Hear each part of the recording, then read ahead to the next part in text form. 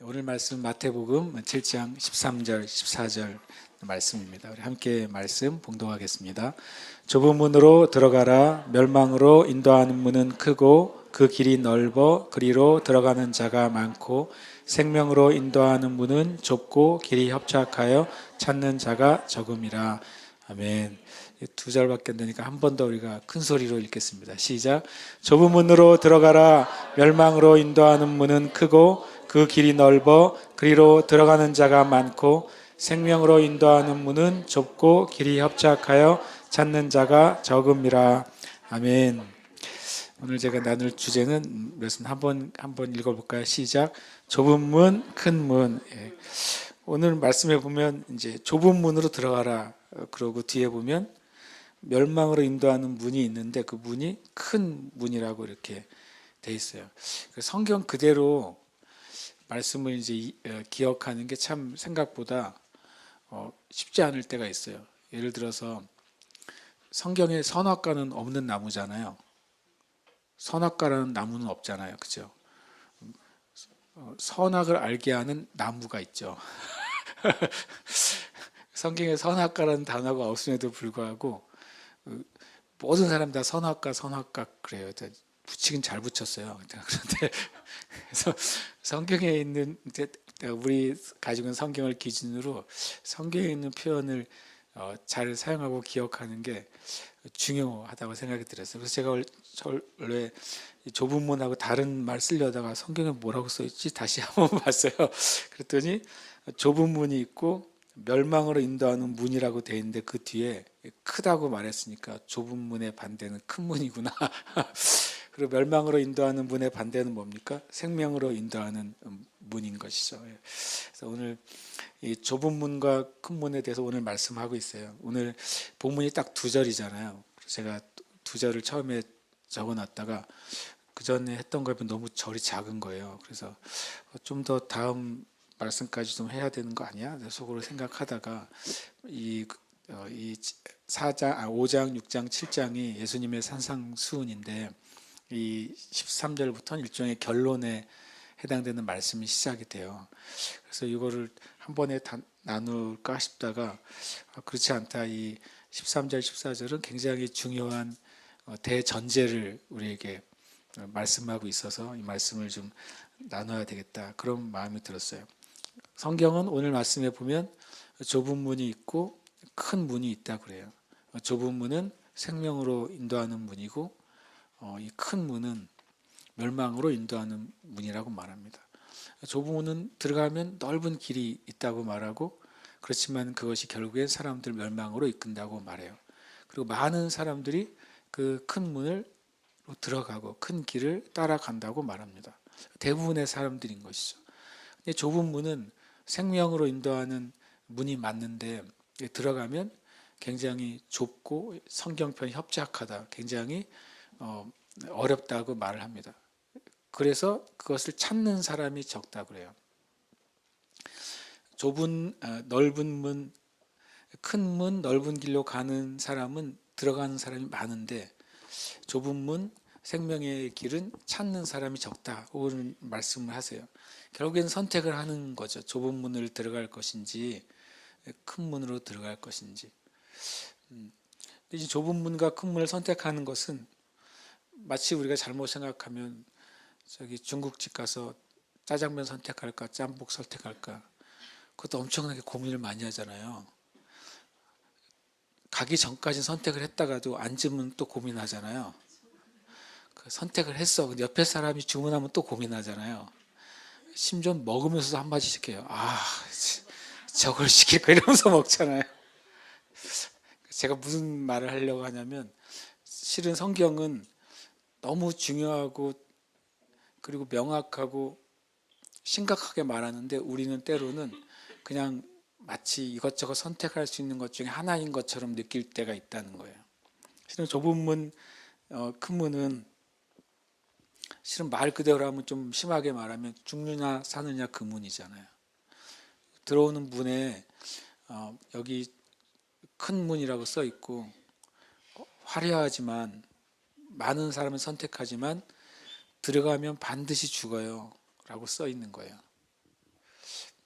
그리고 좁은 문은 이 길은 좀 힘들어요. 근데 얼마나 좁은지 아세요? 이 좁은 문이 얼마나 좁을까요? 딱 여러분 한 사람 들어갈 만큼만 좁아요. 딱 나만 들어갈 수 있는 좁은 문이에요. 우리 집안이 뭐 3대, 4대, 5대, 10대 다 그리스도인 집안이어도 그래도 나만 들어가야 돼요. 누가 같이 들어가 줄 수는 없어요. 누가 같이 그 문 앞까지는 인도해 줄 수는 있죠. 그 좁은 문까지 안내해 줄 수는 있어요. 소개해 줄 수는 있는데 들어갈 때는 왜 좁은 문이냐면 딱 나만 들어갈 수 있어서 그래요. 내가 엄청 사랑하는 남편과 아내여도 나만 들어갈 수 있어요. 정말 내 눈에 넣어도 아프지 않을 내 사랑하는 자녀라도 내 사랑하는 부모라도 나만 들어갈 수 있어요. 이게 그래서 좁은 문이에요. 1+1으로 가면 좋겠는데 그렇게 안 돼요. 그러니까 이것은 실은 살고 죽는 문제인데 그 살고 죽는 문제일 뿐만 아니라 영원한 문제인데 생각보다 많이 생각하지 않거나 말하지 않아요. 근데 예수님은 너무 명확하게 말씀하고 있는 거죠. 마치 이렇게 구원받고 구원받지 않는 것도 어떻게 생각하는 경향도 있냐면 어떤 사람은 운이 좋아서 교회 다니고 어떤 사람은 신기하게 그 사람은 교회를 안 다니네. 주변에 그 집안에 목사님도 있다고 하는데 안 다니네. 마치 동전을 던져가지고 어떤 경우에는 앞면이 나오고 어떤 면에 뒷면이 나오는 것처럼 그냥 어쩌다 보니까 교회 가고 어쩌다 보니까 믿었다고 생각하는 경향도 있어요. 그러나 그런 거 아니잖아요. 도박에서 판돈 걸어가지고 재수 좋으면 뭔가를 받는 것 같은 것도 아니잖아요. 좁은 길을 가고 큰 길을 가는 것도 그게 아닙니다. 이것은 실은 이 좁은 문이냐 큰 문은 오롯이 우리 자신의 선택이에요. 하나님의 선택과 예정이 있으시죠. 하나님의 주권이 있으세요. 그러나 우리 개인의 삶에서는 결국엔 누가 선택하는 거예요? 내가 선택하는 거예요. 그래서 그 결과도 책임을 누가 지는 거예요?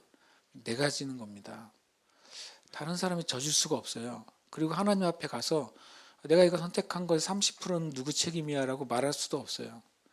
왜냐하면 한 번 결정하고 그 길에 들어가서 끝까지 가면 이제 끝인 거예요. 그래서 이 말씀은 생각보다 굉장히 심각하다는 생각이 들었어요. 제가 13절, 14절 계속 읽는데 이 말씀 엄청 심각하네.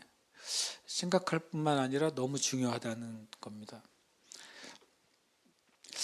그런데 우리가 이제 좁은 문이 뭔지 또 이제 넓은 문이 뭔지 알 때 먼저 큰 문, 넓은 문이 뭔지를 좀 말하고 싶은 생각이 들었어요. 들어가면 무조건 죽는 문인데 그런데 성경은 어디를 가지 말라고 하시는 건가? 그 좁은 문으로 들어가라 그랬으니까 반대로는 그 넓은 문, 큰 문으로 절대 가지 말라고 하시는 거잖아요. 우리가 가면 안 되는 그 큰 문, 넓은 길, 멸망의 문이 뭐냐는 거죠. 성경에는 한 몇 가지를 나누고 있는데 제가 그 중에 한 3가지만 나누고 싶어요. 첫 번째로는 마태복음 7장 13절은 멸망을 인도하는 문은 크고 길이 넓고 들어가는 자가 많다 그래요. 그런데 크고 넓고 들어가는 자가 많은 그 길이 뭘까? 로마서 12장 2절에 보면 함께 읽어볼까요? 너희는 이 세대를 본받지 말고 오직 마음을 새롭게 함으로 변화를 받아 하나님의 선하시고 기뻐하시고 온전하신 뜻이 무엇인지 분별하도록 하라. 많은 사람이 찾지만 결국에는 망하는 길이 놀랍게도 성경은 이 세대라고 표현을 하고 있다는 거예요. 이 세대를 본받지 말라. 본받는다는 표현이 뭐 어려운 단어예요. 시스케마티조라는 헬라어를 쓰는데 그 뜻이 뭐냐면 본따서 행동하다 그런 뜻이에요. 그리고 같은 모양이 되다. 그리고 그것에 이끌리다라는 뜻이에요. 성경은 이 세대에서 주는 그것을 본따서 행동하지 말라고 그래요. 이 세상에서 주는 그 모델과 같은 모양이 되지 말라고 그래요. 이 세대를 따라서 이끌려 가지 말라고 합니다. 그래서 이런 게 있잖아요. 꼭 이 단어가 이 세대를 말하는 건 아니지만 제일 비슷한 게 유행이라는 단어예요. 만약 이런 거 있잖아요. 올 봄에는 노란색이 유행입니다라고 계속 나오잖아요. 그럼 여러분이 의류 매장에 가면 왠지 무슨 색을 사야 될 것 같아요? 노란색을 사야 될 것 같아요. 왜냐하면 지금 이게 유행이니까. 근데 내가 이 봄에는 이번에 노란색이라고 다 말하고 있는데 내가 파란색을 사고 싶어요. 그 파란색을 확 잡는 사람이 몇 명이나 있을까요? 내가 원하는 색깔을 잡았는데 알고 보면 뭐예요? 유행에 뒤처지는 색깔이잖아요. 다시 말하면 유행이 다 죄고 세상은 아니에요. 그런데 마치 그와 비슷한 거예요. 세상의 방식의 삶. 근데 그것이 기준이 뭐냐면 바로 밑에 있죠. 하나님의 선하시고 기뻐하시고 온전하신 뜻과 다른 이 세대를 말하는 것입니다. 하나님의 선하시고 기뻐하시고 온전하신 뜻과 다른 유행, 하나님의 뜻과 다른 사고방식, 하나님의 뜻과 다른 생활 방식을 본받는 삶은 결국에는 멸망의 문이라고 성경은 명확하게 말합니다. 이것으로부터 벗어나야 된다. 그래야 실은 하나님의 뜻 안으로 들어갈 수 있다고 말하는 거예요. 그리고 성경에서 말하는 그 가지 않아야 될 큰 문, 넓은 길, 멸망의 문의 두 번째는 요한 1서 2장 15절에 나와요. 함께 읽겠습니다. 이 세상이나 세상에 있는 것들을 사랑하지 말라. 누구든지 세상을 사랑하면 아버지의 사랑이 그 안에 있지 아니하니.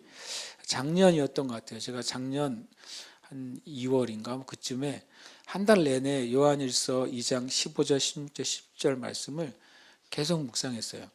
계속 빈 종에다 적었어요. 우리가 뒤에 있는 말을 잘 알잖아요. 이 세상은 뭡니까? 육신의 정욕, 안목의 정욕, 이생의 자랑이다라고 말하는 것. 육신의 정욕, 안목의 정욕, 이생의 자랑의 원조가 뭡니까? 보암직도 하고 먹음직도 하고 지혜롭게 할 만큼 탐스럽게 한 나무. 그 열매하고 똑같잖아요. 또 무엇을 먹을까? 무엇을 마실까? 무엇을 입을까? 이거하고도 똑같아요. 돌을 떡으로 만들어 봐. 높은 데서 뛰어내려 나에게 절해. 이거하고 똑같아요. 실은 이제 버전은 달라도 이 세상의 내용이 똑같은 거예요. 육신의 정욕, 안목의 정욕, 이생의 자랑이죠. 근데 그전에는 그것만 생각해서 이 세상이나 이 세상에 있는 걸 사랑하지 마. 왜냐하면 그거는 사라지는 거니까. 요한일서 2장 15절을 읽다 보면 저도 표시를 앞에 했지만 실제 중요한 이유가 있어요. 왜 이 세상과 세상에 있는 것들을 사랑하면 도움이 안 되는가? 왜 이 세상이나 세상에 있는 것들을 쫓아가면 멸망하는가? 바로 뒤에 뭐라고 되어 있냐면요. 누구든지 세상을 사랑하면 아버지의 사랑이 그 안에 없다는 거예요. 내가 정말 갈망하고 사랑해서 그것을 얻었는데 정작 그 안에는 사랑이 없는 거예요. 내가 정말 저것을 얻으면 내 인생에 기쁨이 있을 거라고 생각하고 그것을 노력해서 그 자격을 땄는데 그러나 그 안에 진짜 내 인생의 만족이 없는 거예요. 쉽게 말하면 단팥빵을 샀는데 팥이 없는 거예요. 그러니까 이 세상이나 이 세상에 있는 것들은 사람들이 다 나의 진짜 행복과 만족과 기쁨을 위해 추구하는데요. 그것을 얻어보면 그 안에는 진짜 내가 원하는 것은 없는 거예요. 왜냐하면 그 안에 하나님 아버지의 사랑이 없기 때문에 그래요. 우리가 인생을 열심히 살았는데 내 삶 안에 하나님의 사랑이 없다. 그거는 좀 헛수고한 거예요. 내가 내 인생 전체를 다 들여서 만약에 만들어 온 업적이 있는데 그건 하나님의 아버지의 사랑과 관계가 없다. 그것은 좀 미안하지만 성경에서는 그거는 실패한 거라고 말씀하신다는 거예요. 제가 설교를 하잖아요. 전에는 설교의 수가 엄청 많았거든요. 전에 이제 부산기도센터나 서울기도센터를 다니고 매일 새벽 예배를 하고 또 저녁에 성경 공부를 주무라고 할 때에는 제가 계산해 보니까 한 주에 15번 정도 설교를 하거나 말씀을 나눴더라고요. 근데 만약에 이런 표현은 우스지만 15번 중에 5번만 그 말씀 안에 하나님 아버지의 사랑이 있고 나머지 10번은 하나님이 보실 때, 야, 너 설교 15번 중에 10번은 내 사랑이 없네. 그러시면 저는 그 10번 뭐 한 거예요? 헛수고한 거잖아요. 내가 아무리 열심히 했어도 하나님 아버지가 너의 설교에는 내가 없어. 너의 성경 공부에는 나의 사랑이 없어. 하나님이 그렇게 평가하시면 그게 맞는 거 아닐 거예요. 아니에요. 그러면 저는 그것이 헛된 거예요. 만약에 저는 이제 제 목사니까 제 예를 들은 거죠. 여러분은 어떠세요? 여러분의 삶에 뭐 직장이나 사업이나 또 학업이나 또 여러분이 미래를 위해 준비한 것 가운데 열심히 하고 있는데 하나님께서 네가 하는 일 가운데 내 사랑이 없어. 나를 사랑하는 동기도 없고 나를 사랑하는 목적도 없어. 그러면 진짜 죄송하지만 저 여러분이 헛사는 거예요. 성경의 기준으로 보면. 하나님은 우리를 축복하시잖아요. 우리의 영적으로도 축복하시고 우리의 물질적으로도 축복하시고 우리 삶을 축복하시는 하나님이에요. 하나님께 받는 축복의 삶을 누리는데 거기에 하나님의 사랑이 없으면 실은 그 축복이 오히려 뭐가 돼요? 실은 큰 문, 넓은 길, 멸망의 문이 되는 거예요. 그래서 오늘 말씀은 너무나도 이제 중요한 거죠. 이 세상이나 세상에 있는 것들 하나님 아버지의 사랑이 없는 그 나의 갈망이나 나의 목적이나 나의 계획은 실은 좁은 길, 좁은 문, 생명으로 가는 문이 아니에요. 그거는 큰 문, 넓은 길, 멸망의 문이에요. 또 이제 큰 문, 넓은 길, 멸망의 문이 있어요. 아까도 제가 이걸 잘못했는데 혹시 보여주실 수 있으면 보여주세요. 로마서 8장 6절부터 13절 한 말씀만 읽어볼까요? 육신의 생각은 사망이요 영의 생각은 생명과 평안이니라. 그러므로 형제들아 우리가 빚진 자로 돼 육신에게 져서 육신대로 살 것이 아니니라. 너희가 육신대로 살면 반드시 죽을 것이로되 영으로서 몸의 행실을 죽이면 살리니. 아멘. 육신의 생각을 통해서 나오는 행동은 큰 문, 넓은 길, 멸망의 문이라고 말하는 거예요. 나의 육신의 욕구대로 살면 만족스럽잖아요. 실은 이게 잘 보시면 내가 만약에 내 육신에 먹고 싶은 욕구가 있는데 그거 먹으면 만족스러운 거 아니에요? 내가 어떤 행동을 내가 엄청 하고 싶어요. 그걸 하면 만족스럽잖아요. 그쵸? 공항에서 여기로 오는 길이 여러 종류가 길이 있는데 제가 가끔 갑자기 제가 원하는 게 한 가지 생기면 길을 어디를 선택하냐면 위에 연삼로가 있고 또 여기 일주도로가 있고 밑에 도로가 있잖아요. 일주도로로 와요. 왜냐하면 거기 가다 보면 맥도날드가 있어요. 맥도날드 아이스크림 콘을 제가 좋아해요. 1,100원의 행복이에요. 동전이 생기면 저 옆에 동전 툭 나와서 11개가 모이면 거길 갑니다. 웃기잖아요. 근데 그렇게 내가 11개가 모이면 야 내가 이것으로 아이스크림 콘, 바닐라 콘을 사 먹을 수 있겠다. 유치하지만 제가 정직하게 그러거든요.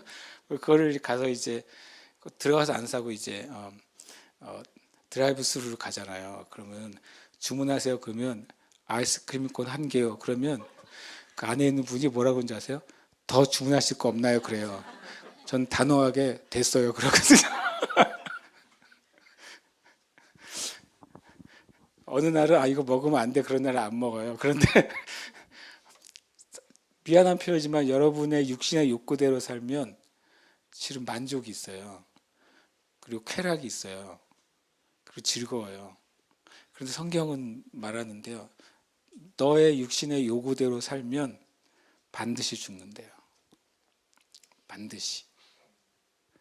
이 말이 되게 별거 아닌 것 같은데 만약에 어떤 질병에 걸린 사람이 의사가 당신이 좋아하는 그 음식 먹으면 안 돼요 라고 말했는데 그것도 먹고 싶잖아요 우리가요.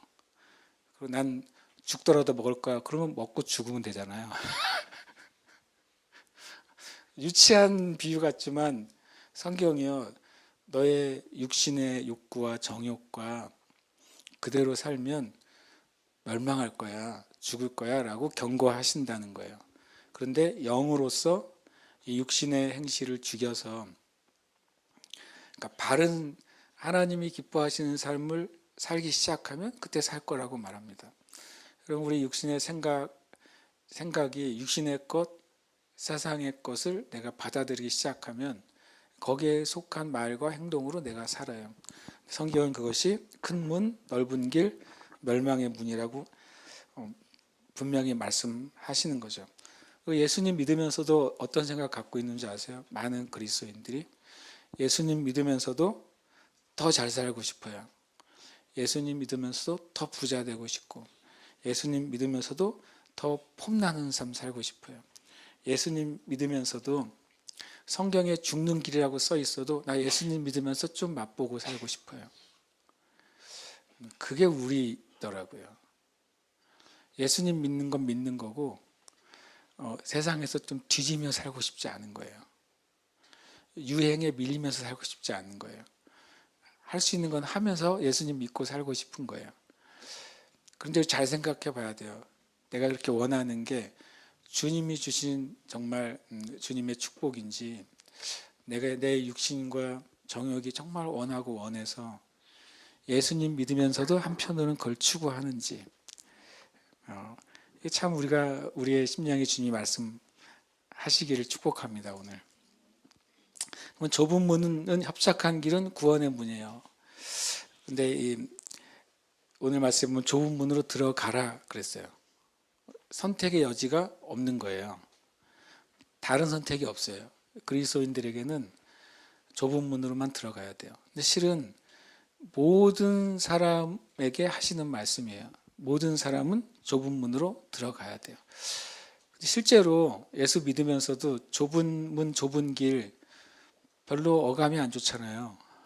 좋으세요? 근데 그렇게 살라고 말씀하셨는데 정작 우리는 그 단어를 그렇게 딱 직시하고 싶지는 않아요. 근데 성경은 말합니다. 좁은 문만이 생명으로 인도하는 유일한 문이에요. 좁은 문만. 그 외에는 우리에게 진짜 생명을 주는 길은 없어요. 근데 그 좁은 문의 특징이요, 좁아요. 그리고 길이 힘들어요. 누가 힘든 길 가고 싶은 사람 있겠어요? 그런데 예수님이 가라 그래요. 우리를 사랑하신 예수님이 그 길 가야 산다 그래요. 더 안타까운 것은 찾는 사람이 적어요. 원래 이 말씀에, 이 마태복음에는 그냥 주님의 산상순으로 쭉 기록이 돼 있어요. 근데 이 병행된 다른 말씀을 찾으면 누가복음 13장이 나오실 거예요.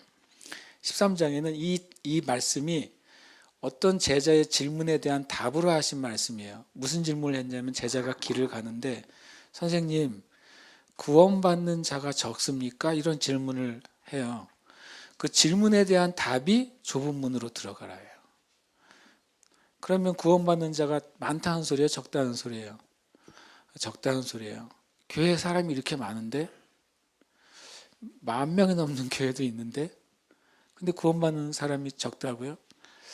성경을 가만히 살펴보니까 생각보다 어떤 상황 안에서 하나님의 뜻 안에서 구원받은 사람의 수가 생각보다 적어요. 노아 시대에 보세요. 노아 시대 인구가 몇 명이었는지 성경엔 나오지는 않습니다. 그러나 노아 시대 인구가 몇 명이었는지 상관없이 그 방주 안에서 구원받은 수는 겨우 8명이에요. 80명도 아니고 8명. 당시 세대의 인류 전체 가운데 하나님의 그 홍수의 심판에서 살아남은 사람이 8명밖에 안 돼요. 그건 확률로 계산하기가 어려운 숫자인 것 같아요. 소돔과 고모라, 이건 좀 전 세계가 아니라 한 성이죠. 그 성에 몇 명이 살았는지 모르죠. 뭐 몇만 명이 살았는지 모르겠어요. 몇천 명이 살았는지도 모르겠어요. 근데 거기에 그 소돔과 고모라가 완전히 불과 유황으로 타서 사라질 때 거기서 어쨌든 하나님의 은혜로 건진받은 사람은 몇 명이에요? 단 3명이에요. 만약 확률을 따지면 여기도 엄청나게 퍼센트가 적을 것 같아요. 출애굽했잖아요. 이스라엘 백성이. 남자가 60만, 전체 남녀, 노인, 아이까지 하면 200만이라고 하는 거대한 집단이 출애굽했어요. 주님의 약속은 출애굽이 약속이 아니라 가나안 땅의 약속이었잖아요. 그 세대, 물론 그 다음 세대는 다 들어갔죠. 그러나 출애굽했던 그 세대 중에 하나님이 약속하신 가나안 땅에 들어간 사람 몇 명이에요? 2명이에요. 그렇다고 모세가 지옥 갔다는 소리는 아니에요. 어쨌든 숫자로 보면 200만 중에 2명이라고요. 그 세대 가운데서는 100만 분의 1이네 확률이 진짜 이거는. 근데 좀 좋은 확률이 있어요. 감사하게도 우리 신약 시대는 확률이 좀 괜찮아요. 4가지 밭이 있잖아요. 천국 비유기 때문에 구원의 비유입니다. 길가에 밭이 있고 가시밭이 있고 돌밭이 있고 옥토밭이 있잖아요. 이거 천국 비유라고 말씀하셨거든요. 분명히. 그 중에 열매 맺는 밭은 몇 개, 넷 중에 몇요? 하나죠. 나름 확률이 좀 괜찮아요. 25%예요. 제가 봤을 때 성경 중에 천국에 관계된 메시지 중에 확률이 제일 좋은 게 한 가지 있어요. 그럼 그것만 생각하기로 했어요. 슬기로운 5처녀, 미련한 5처녀. 10명 중에 몇 명 들어갔어요? 5명. 이게 제일 높은 확률이에요. 50%. 그래서 저는 기도할 때 다른 걸로 기도 안 하려고요. 주님, 교회가 노아 시대의 방주가 되게 해주세요. 그럼 큰일 나요. 그러면 만약에 이 삼양하북에 만약에 5만 명이라면 이거 한 명 구원 받을까 말까요. 그래서 기도를 바꾸기로 했어요. 주님, 이 지역의 사람들이 슬기로운 5처녀가 되게 해주세요. 확률상으로 반타작이 되잖아요. 제가 나누고 싶은 말이 뭔지 아시죠? 예수님 말씀 그대로요. 구원받는 자가 많지 않다는 거예요. 그냥 우리가 이렇게 그렇구나 싶지만 내가 아는 사람 생각해 보세요. 그 사람이 구원받을 확률이 얼마나 될까? 또 내가 친하게 지내는 그분이 진짜 좁은 길, 좁은만 구원받잖아요. 나머지 심각한 일이에요. 지옥 갑니다. 지옥은 절대로 가면 안 되거든요. 영원한 심판과 고통이 있는 곳이에요. 우리가 아직 그걸 경험을 못 해봐가지고, 저도 그걸 경험을 못 해가지고 그게 얼마나 힘든 건지는 알지 못해요. 성경은 절대로 지옥 가면 안 된다고 말하는 거예요. 그런데 성경은 또 예수님은 찾는 자가 적대요. 우리나라 크리스찬 인구가 적다고 해도 몇백만이잖아요. 엄청 많은 거 아니에요? 라고 말할 수 있죠. 그러나 아담 이후에 매 세대 살아온 온 인류의 수를 한번 우리가 더해 볼 수는 없지만 더해 본다고 생각해 보세요. 어떤 인류학자에 의하면 신기하게도 지금 현재 사는 인구만큼이래요.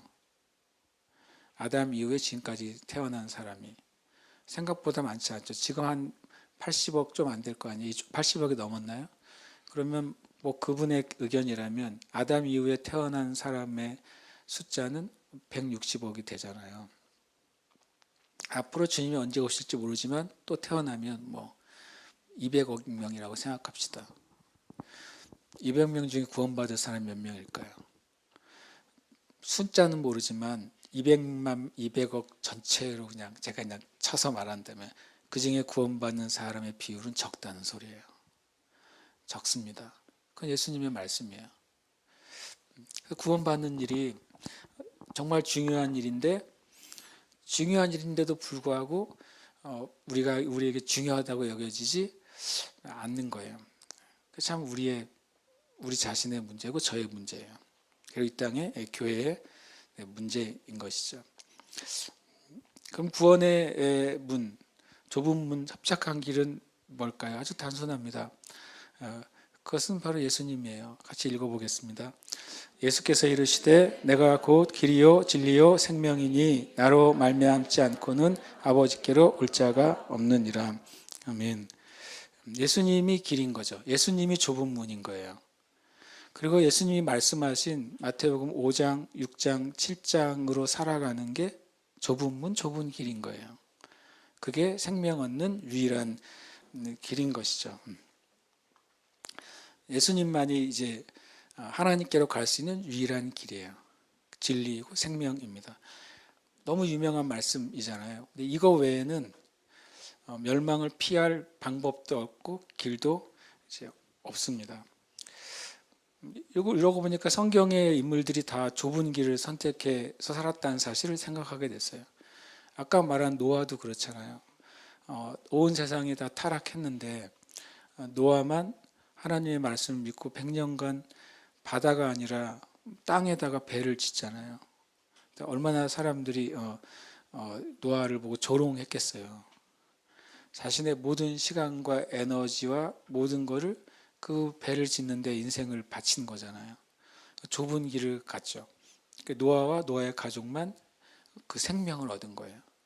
좁은 길은 생명을 주잖아요. 성경에 보면 또 아브라함도 그렇더라고요. 세상의 길과 다른 좁은 길을 선택했어요. 아브라함이 전쟁에서 승리하잖아요. 소돔 지역의 5나라 왕과 아람 지역의 4나라의 전쟁 사이에 아브라함의 조카 롯이 끼어들어서 잡혀가니까 이 아브라함이 정말 318명의 가신들이죠. 데리고 가서 그 4나라를 쳐부수고 그 5나라가 빼앗긴 모든 물건을 다 되찾아오잖아요. 엄청난 전과를 올렸죠.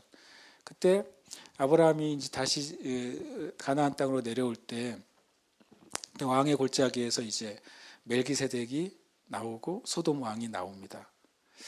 다 비하를 하고 계시죠? 아시죠? 그러니까 나올 때 멜기세덱이 떡과 포도주를 가지고 나오죠. 성경적으로 보면 최초의 성찬을 받은 인물은 아브라함인 거예요. 히브리서에 의하면 이 멜기세덱은 살렘 왕이고 바로 예수 그리스도를 가르쳐요. 그러니까 예수 그리스도께서 유월절 어린 양으로 제자들에게 실은 첫 성찬을 베푸셨지만 그 멜기세덱으로 오신 예수 그리스도께서 첫 성찬은 아브라함한테 베푸신 거예요. 그 첫 성찬을 받은 아브라함이 어떻게 했어요? 그분이 예수님인 것을 실은 아브라함은 깨달았겠죠. 그래서 그에게 뭘 드립니까? 11조를 처음 드리잖아요. 그 성찬을 받은 아브라함에게 소돔 왕이 뭐라고 합니까? 네가 가지고 온 모든 물질과 재물은 네가 다 가져라 그럽니다. 지금 원래 그 누구 거였어? 소돔 왕의 거였죠. 소돔 왕의 거였다가 아람 4나라에게 다 빼앗긴 거잖아요. 다 빼앗겨서 아브라함이 찾아왔어요. 요즘 잃어버린 물건 찾으면 몇 퍼센트 주나요? 10%는 주잖아요, 법적으로. 소돔 왕이 내가 너 20% 줄게, 80% 놔줘 그랬어도 소돔 왕은 불의한 왕이 아닌데 소돔 왕이 엄청난 빅딜을 해요.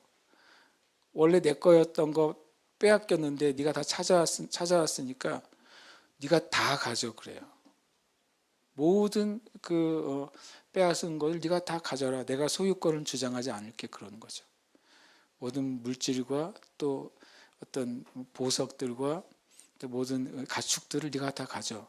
대신 사람은 나한테 줘 그러잖아요. 근데 아브라함이 놀라운 길을 선택합니다. 나는 당신에게 있는 모든 것을 하나도 손대지 않겠다 그러죠. 아브라함이 좁은 길을 선택해요. 근데 그 말씀 뒤에 창세기 15장에 신기한 문장이 있었어요. 제가 그래서 읽다가 밤의 꿈에 하나님이 나타나시죠. 그러면서 뭐라고 말하냐면 아브라함아 첫 단어가 뭔지 아세요? 두려워하지 말라 그래요.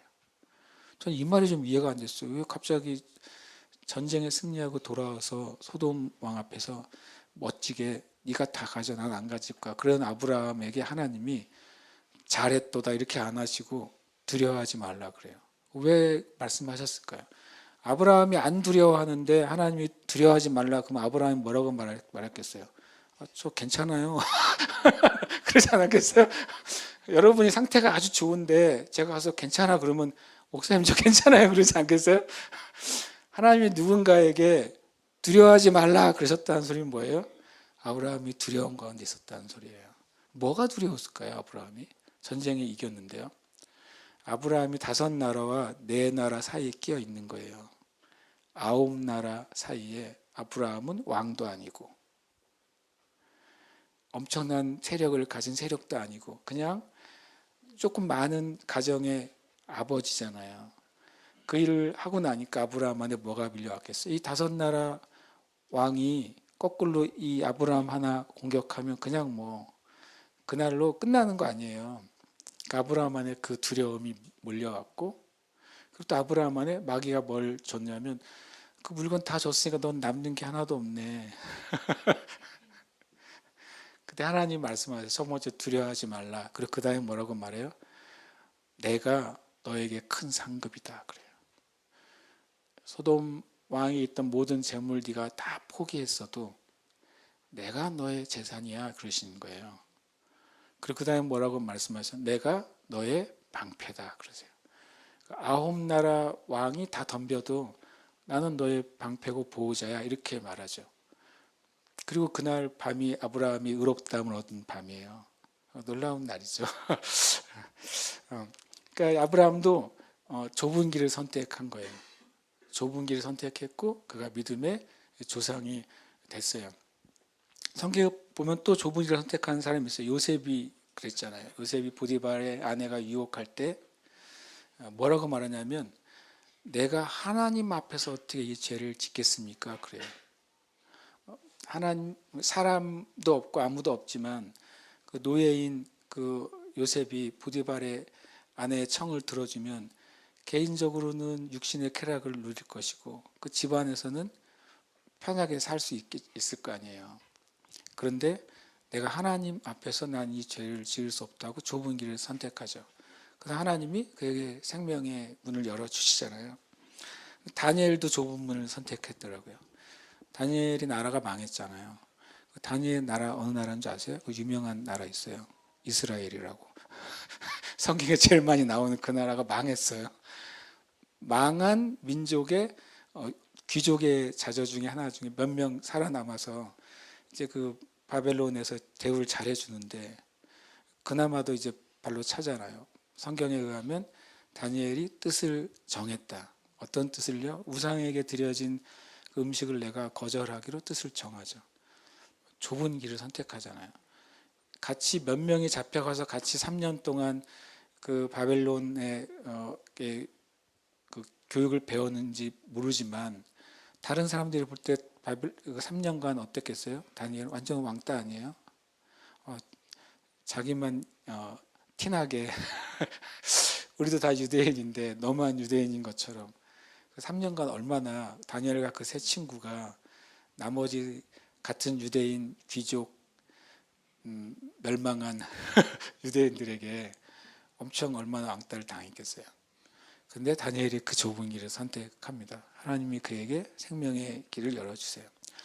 가장 좁은 길을 선택하신 이가 바로 예수님이시죠.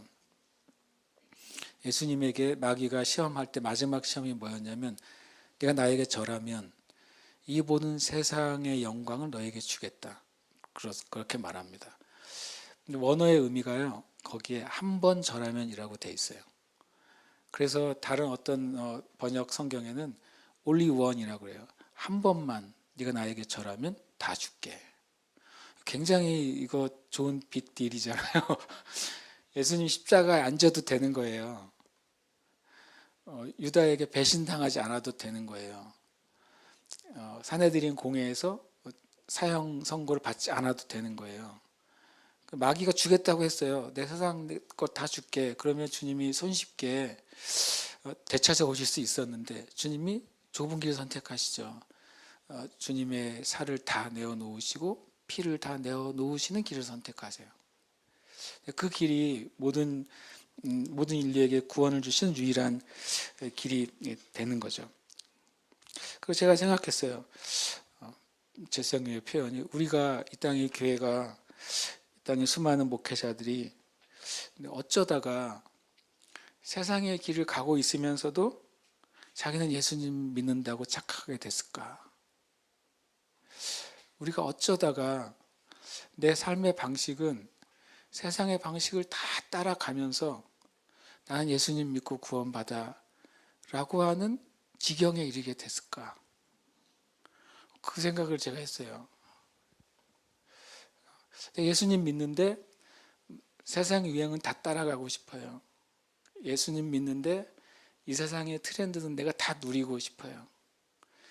예수님 믿는데 새로 나온 영화는 다 보고 싶어요. 예수님 믿는데 넷플릭스는 끊을 수는 없어요. 그게 우리들이더라고요. 내가 보니까.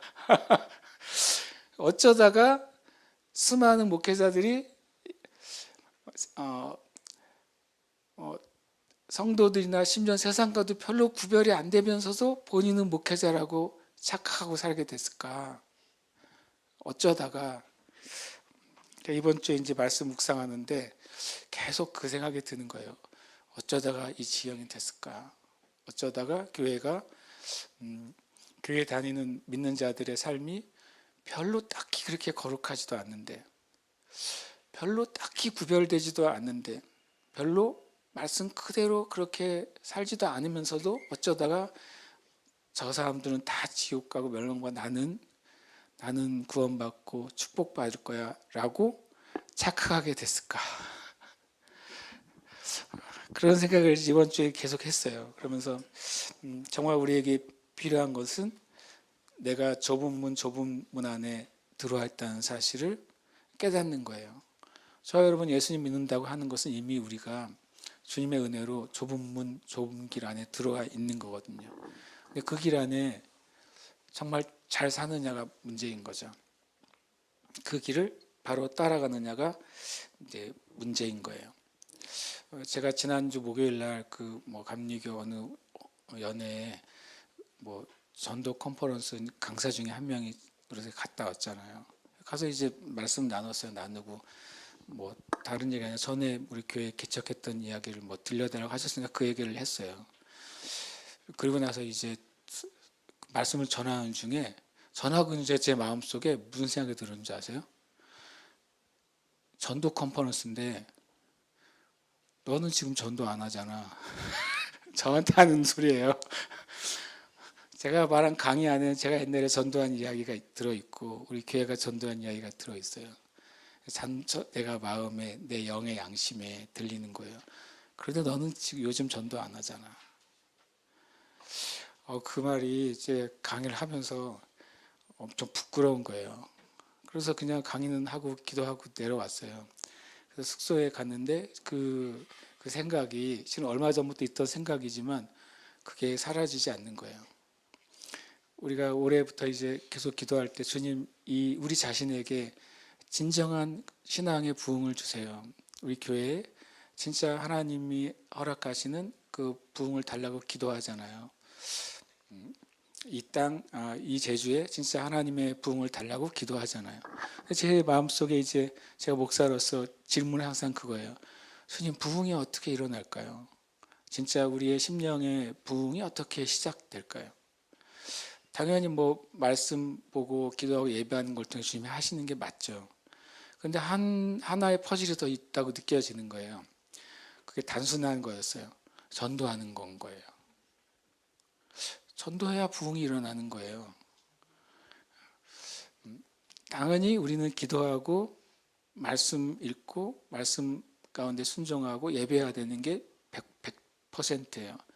그런데 전도를 해야 되더라고요. 제가 그 전에도 계속 이제 그게 저에게 찔림이 됐었는데 요즘 전도를 안 하는 거예요, 제가. 물론 해야 될 일들이 여러 개 있어요.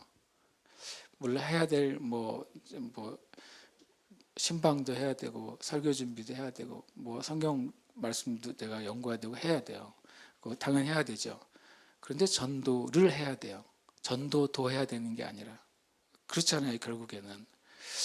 제가 정말 부끄러워져가지고 진짜 부끄럽도다. 그러고 그래서 제가 이제 내가 할 수 있는 게 뭘까 좀 생각을 해봤어요. 그러다가 주일날 이제 예배 전에 잠깐이라도 지나가는 분들에게 전도지를 나눠줘야 되겠다라고 이제 1차 적용 실천사항 그래가지고 그래서 어저께 교회 와서 전도지를 찾았더니 전도지가 없는 거예요. 교회에 다 버렸대요. 주소가 바뀌었잖아요. 그래가지고 우리 니씨 사장님을 밤에 괴롭혔어요. 니씨 사장님 전화를 해가지고 전도지가 없다. 옛날 전도지 파일은 제가 있는 거예요. 그거를 보내주고 거기에 주소를 바꿔달라. 지도를 바꿔달라. 내가 임시로 일단 프린트를 해가지고 내일 좀 나눠줘야 되겠다. 그랬더니 또 우리 우리 니씨 사장님께서 밤에 해주셨어요. 그래가지고 아침에 와서 이제 프린트를 조금 해가지고 뭐 시간을 맞춰야 되니까 이제 아침에 잠깐 서 있었어요. 뭐 1시간 서 있던가 정시간에 10분 서 있었어요. 그런데 사람이 안 다녀요. 진짜 주일날 아침에 교인들만 부지런해. 나머지는 다 자고 있는지 안 다녀. 그래서 이제 계속 서 있었죠. 기도하면서 서 있었는데 몇 명이 지나가서 오늘의 실적은 한 명한테는 레이저를 당하면서 거절당했어요. 딱 주려고 하니까 나를 쳐다보는데 레이저가 눈에서 나오면서 그 잠깐 사이 많은 메시지를 하더라고. 가까이 오지 마라. 난 절대 그걸 받지 않겠다. 그 내용이 뭔지 난 안다. 이런 표정으로 어느 자매님이 지나갔어요. 3명은 받았어요. 그래서 제가 다음 주에는 포인트를 좀 바꿔야 되겠다. 그래서 절대 도망갈 수 없는 포인트를 찾아냈어요. 횡단보도예요. 횡단보도. 불이 바뀔 때까지는 도망갈 수가 없잖아요. 나를 보고 돌아서 가는 일은 별로 없겠죠. 그래서 다음 주에는 횡단보도를 가려고. 제가 그 어느 자매님이 이거를 안 받고 날 째려보고 지나가는데 마음에 기쁨이 생겼어요. 신기하게도 오늘 아침에. 제가 무슨 생각했냐면 와 이게 얼마만이던가. 거절을 당한 일이 얼마만이던가 아침에 제가 그 생각을 했어요. 실은 이거는 정말 생명에 대한 문제잖아요. 이 땅이 바뀌려면 누군가가 예수님을 전해야 돼요. 누군가가 그냥 내가 되면 돼요. 다른 사람 보고 하라고 말라고 할 것도 없어요. 내가 되면 주님이 그 일을 하실 줄 믿습니다. 아멘. 결국에는 이것이 우리의 삶의 실은 실제예요. 모든 사람은 두 문, 두 길 중에 한 곳에 있어요. 성경 말씀하시잖아요. 좁은 문으로 들어가라. 멸망으로 인도하는 문은 크고 그 길이 넓어 그리로 들어가는 자가 많고 생명으로 인도하는 문은 좁고 길이 협착하여 찾는 자가 적다고 분명히 말씀하세요. 둘 중에 하나에 있는 겁니다. 너무 극단적이 아니에요? 라고 말하지만 실은 우리가 다 극단적으로 살고 있잖아요. 둘 중에 하나 중에 있는 거예요. 교회 나와서 있는 분도 교회에 있거나 다른 어딘가에 있는 거죠. 우리의 삶이 결국에는 선택이잖아요. 내가 크든 작든 중요하든 중요하지 않는지 결국엔 선택해서 살아요. 근데 실은 왜 천국과 지옥은 그렇게 극단적이라고 생각을 하세요? 둘 중에 하나거든요. 저는 저와 여러분이 진짜 이미 우리가 좁은 문, 좁은 길, 생명 얻는 길에 있어요. 감사하게도. 근데 그 길에 합당하게 살게 되기를 축복해요. 그리고 주님이 그렇게 우리를 인도하여 주실 줄 믿습니다. 함께 이 시간 좀 우리가 고백하고 기도하고 싶습니다. 함께 고백하겠습니다. 나는 하나님이 주신 오늘이 내 인생의 최고의 날인 것을 믿는다. 아멘. 한 번 더 고백합니다. 나는 하나님이 주신 오늘이 내 인생의 최고의 날인 것을 믿는다. 아멘. 고백합니다. 나는 멸망으로 인도하는 세상의 기준과 유행과 육신의 욕망을 따라가지 않는다. 아멘. 고백합니다. 나는 생명과 영생과 하나님의 축복으로 인도하는 좁은 길 예수님을 따라간다. 아멘. 한 번 더요. 나는 생명과 영생과 하나님의 축복으로 인도하는 좁은 길 예수님을 따라간다. 아멘. 고백합니다. 나는 예수님을 따라가는 좁은 길의 삶을 두려워하지 않으며 하나님을 찬양한다. 아멘. 한 번 더요. 나는 예수님을 따라가는 좁은 길의 삶을 두려워하지 않으며 하나님을 찬양한다. 아멘. 우리가 이름 넣어서 우리 고백하고 기도합시다. 주님이 함께 하신 오늘이 나에게 최고의 날입니다. 오늘 나에게 좀 어려운 일이 있어도, 안 좋은 일이 있어도, 아직 해결되지 않은 문제가 있어도, 어떤 실패를 경험했어도 최고의 하나님이 함께 하시기 때문에 나에게 오늘은 최고의 날입니다. 하나님은 오늘을 최고의 날로 바꾸시는 분입니다. 고백하시기 바랍니다. 그리고 주님, 제가 진짜 생명의 길, 좁은 문, 좁은 길 가겠습니다. 갈 수 있도록 은혜를 주시고 힘을 주시고 인도해 주세요라고 주님께 기도하시길 축복합니다. 우리 이름을 넣어서 우리가 선포하고 함께 기도하겠습니다. 고운영은 하나님이 주신 오늘이 내 인생의 최고의 날인 것을 믿는다. 고운영은 멸망으로 인도하는 세상의 기준과 유행과 육신의 욕망을 따라가지 않는다.